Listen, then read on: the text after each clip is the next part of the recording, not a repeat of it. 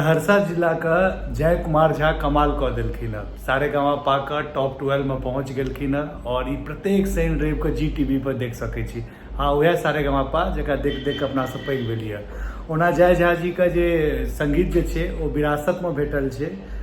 हुनकर जे दादाजी छलखिन उग्र मोहन झा जी, ओ गीतकार छलखिन और पिताजी छथिन ओ एकटा पेशे से शिक्षक छथिन। हुनकर नाम छनि जटेश झा और ई अहाँके बतेलहुँ रहुआ ग्राम निवासी जे छथिन सहरसा जिला के छथिन अपन जय झा जी। हुनका पूरा मिथिला के तरफ से शुभकामना दियो और बहुत गर्व के छनि। अखन निखिल महादेव नेशनल टीवी पर आबि रहल छै DD1 पर और जय कुमार झा आबि रहल छथि अहाँके GTV पर। पूरा मिथिला में चारू तरफ मैथिल के धूम, पूरा हिंदुस्तान जतऽ हिंदी सुनल जाइ छै ओतऽ ओतऽ ई दुनू गोटा के अखन सुनल जेतै। बहुत गर्व के बात छै ने। यदि अहाँके लागल ई गर्व के बात छै तऽ कनि आगू बढ़ा देबै। जय मिथिला, जय मैथिली।